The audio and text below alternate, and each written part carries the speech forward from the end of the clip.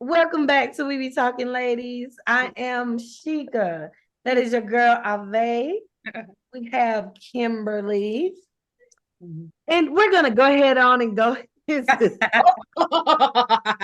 this. No, and that's our girl Tamara down at the bottom. So we be talking, what's the word? Everything you never heard. We be talking, talking. Tamara, Kim, Shika, and Ave. Make sure you guys like, comment, and subscribe. And don't forget to hit the post notification bell so you don't miss a single video, because you know they be talking, period. Let's just go ahead on and go into the topic. Today we're going to be talking about whether or not you should tell your fiance, the person you're marrying, your body count. Is that important? Is it not? And should they know your credit score? Is it important? Is it not? So let's hop right on into this one. I'm gonna just let y'all know right now. This is a juicy one, and I do think some of this stuff is I think it's important. Okay, but this is definitely about to be a personal thing about why we think it's important. But go ahead, y'all go ahead and tell me what y'all think before I tell y'all mine. Whoever. Yes, credit score, no body count. That was so easy. Wow. Tell us why. Why you feel that way? Yes, credit score, because it would affect the both of us moving forward as far as what we would be able to achieve, what we'd be able to get. The strain of it has to all be on one person. But as far as the body count, if the Father throws us my sin into the sea of forgetfulness before I came to him, therefore there is no need for us to discuss what I did before I met you. Because it's not going to bring nothing good is going to come out of it. I think I disagree. I disagree, especially if, and I'm going to tell you why I disagree, why I feel like you say it might not affect us. Okay. What if you're dealing with, what you call those people who have sex a lot? Nymphomania, is it? Okay, that. And have like maybe a whole bunch of body counts, right? This is before marriage now, but you never, explored that part because you felt like that wasn't important. But at the end of the day, I'm getting ready to share my whole life with you. And then we get married, and I found out you have an appetite because, like, once I said before, if you're marrying someone, it is up to each individual person to do the work on themselves, correct? Correct. But can we not sit here and agree that we don't always do the work on ourselves? Oh, right. Is it not something that we can agree that we should, if we're marrying someone, we should find out why before we get 2 years into the marriage and you can't figure out why he can't seem to keep himself away from other women. But see, this is an appetite he's had before. And just because he named the name of Christ, he ain't gave that over to the Lord. But y'all never went over into that part of his life. So you don't even have the time now to say, hold on, let's wait on marriage. Some things got to get figured out or worked out with you before we go into marriage, because now you have an appetite that I can't satisfy. And you didn't hand that part of your life over to Jesus for that to get, for me personally, I'm talking about somebody that I'm getting ready to marry. I feel like for spiritual reasons, that it is an important topic for us to go over. I'm not saying we got to go into detail, but I am saying there needs to be some type of conversation concerning that part of your life, because whether you talk about it or not, especially if they haven't given that over to Christ, it will affect you in your marriage. Yeah. Marriage. Oh, go ahead. I agree with Ave. Okay. With the credit score part and the body count. And I agree with the body count part partially. Let me tell you why. Of course, let me know your credit score. If you got bad credit, or if I got bad credit and we didn't talk about it, we try to get a house together, and now you got to put the house in your name only or just my name only because your credit bad or my credit bad. Those are things that we need to talk about. But and if you're talking about somebody that have a sexual issue, like you know what I'm saying, nymphomaniac, that's a disease. That's something completely different. So if you're just talking about two regular people that's not nymphomaniacs, you could be talking, you know what I'm saying? I just feel like whatever happened in your past, unless you are willing to divulge that information, it shouldn't be something that you have to discuss. You know what I'm saying? I feel like your past is your past, and you Exactly. should leave it there, because So, that's what it is, your past. Well, for I me, agree with you when it comes to your past, but if you're getting ready to marry someone, a lot of your past is gonna be brung up. It's gonna your past will affect your marriage future, regardless if we're talking about your financial decisions, which that was in your past, regardless if we're talking about your ex-wife that was in your past. Some part of your past is gonna come up. Now, I say that to say, a lot of times I've witnessed a friend of mine who went through marriage counseling, but they weren't honest, of course, and you could deal with that too. But then they got into a marriage, and what was covered in marriage counseling, they weren't honest about, and now it affect their marriage. They're no longer married, but that part wasn't so, and you won't know if they're a nymphomaniac or a klepto. You unless you spend more time with that individual and different things start to come up as you're spending time or talking. I think premarital counseling is important for different things like that, because a lot of those things would be triggered or, brung up in those type of conversations. I just feel like this is my question though. This is my question though. So if you have that conversation with someone, yes, I agree. That's why I said I agree to a certain extent. And the question is, how many partners have you had? 1, 10, 20. What's the difference? exactly. What is it going to solve? to me, there's a difference. Well, I think we have a split room here because I agree that you should discuss the credit score as well as the body count, because more on the side of, especially if we're from the same place. You get what I'm saying? So what if you have been with my relative? What if you have been, you know what I mean? What if you have been with someone I'm close to, right?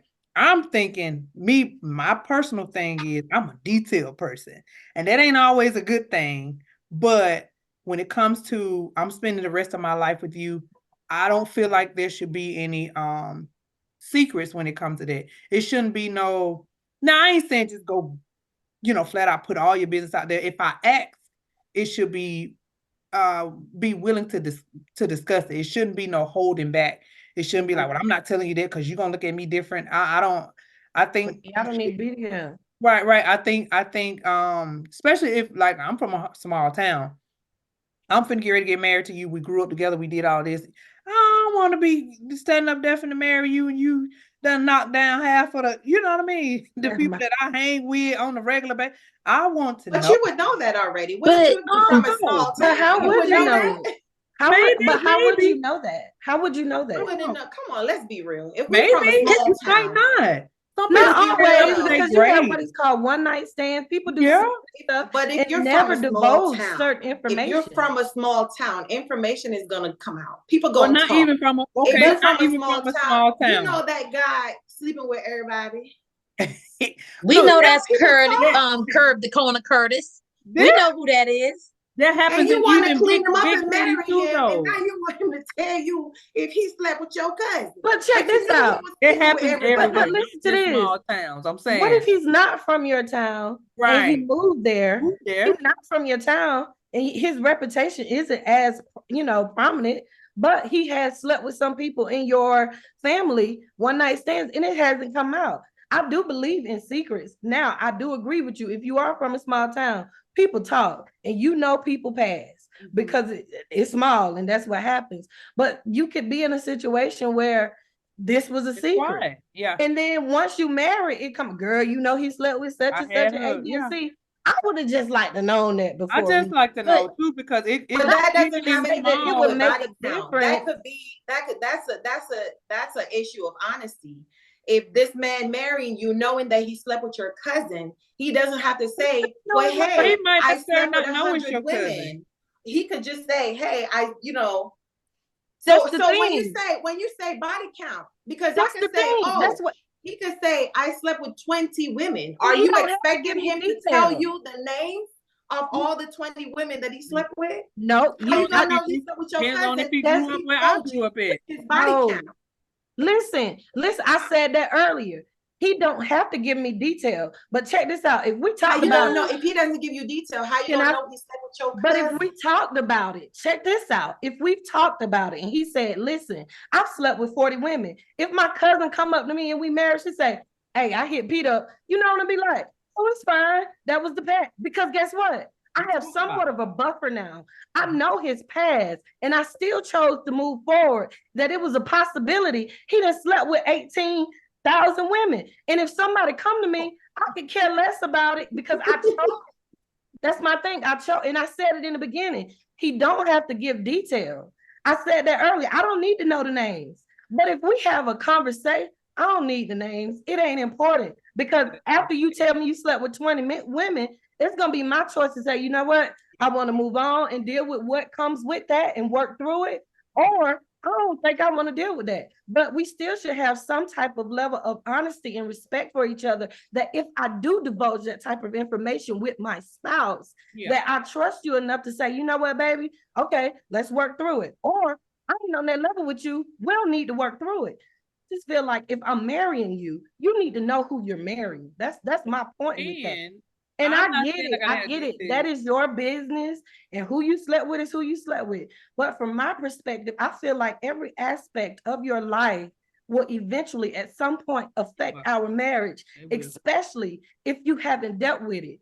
And it's going to be up to me to know whether or not you haven't dealt with it, because we're not always completely honest with people when we first meet them. And now we got to work through aftermath that we had no idea you was hiding, or that you was dealing with, or that you had this appetite. And now I'm frustrated trying to figure out why I got to go through this with you. But see, we didn't deal with that in the beginning. And I'm not saying that I got to bring up my past so that I could be judged or feel condemned, because God has forgiven me. So why bring that up? And if I've been healed and that has been worked through, then we don't have a problem. But I need to know what I'm dealing with before I enter it. Or we're going to end up in a divorce because you can't seem to be at home at night. Well, I But said, what if that's not That- an issue though? But I think you're speaking predominantly about relationships that have that issue. You have That's what I somebody said. that's Well, you stepping wouldn't out. know. That's what I'm saying. The person, like I said earlier, this may not even be they could be healed from that particular situation.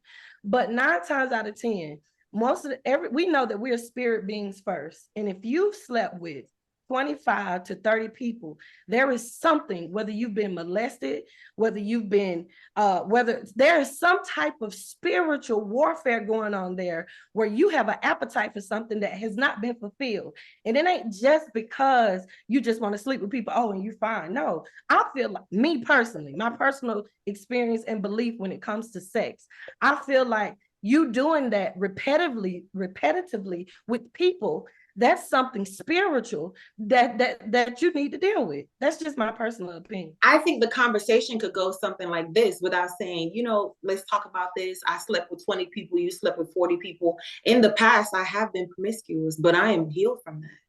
What else do we need to say? If I say I've been promiscuous, do I need to tell you that I slept with 40 people? Do I need to tell you that I slept with 60 people? I don't see the need for that. I really don't.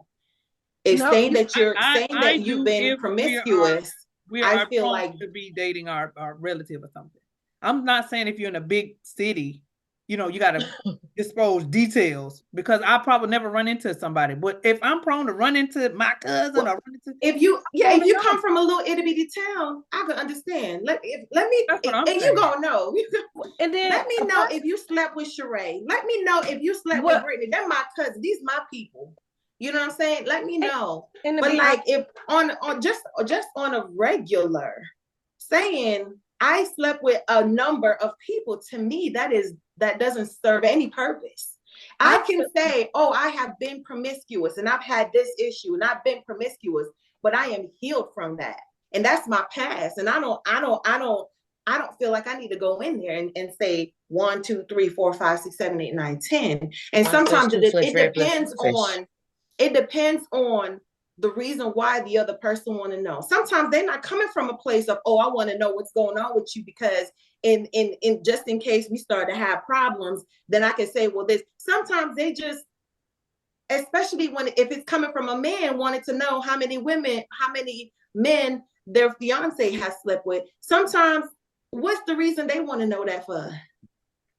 Again, I say, And depending let's on be the honest. setting, honestly, and I understand exactly where you're coming from because it could be used maliciously. You could actually use this information against me. Absolutely. Again, in the proper setting, I'm talking about somebody that I'm getting ready to marry. I'm just looking at it from that aspect. And I think I'm more passionate about this because me and my husband got married fresh out of high school. We didn't have an ounce of counseling. And I wish that we were a little bit more mature in some of the things that we approach, because I feel like it would have helped us a little bit better in our marriage. But I had to grow in Christ Jesus to get help. With the Lord, Holy Spirit himself had to help me with certain things in my marriage. Now, again, I understand where you're coming from. I've said that before, but at the same time, I'm the type of person, if you tell me, hey, baby, I was extremely promiscuous. First off, my personality is very curious. So I'm going to be like, well, what you mean extreme? So that's what I mean. I'm not saying that it is a must. I said before, I'm not saying it is a must that you have to give out that information. But I think the both of you, if you're entering a marriage, should be willing, if I ask you as my husband, well, you extremely promiscuous? Well, hold on.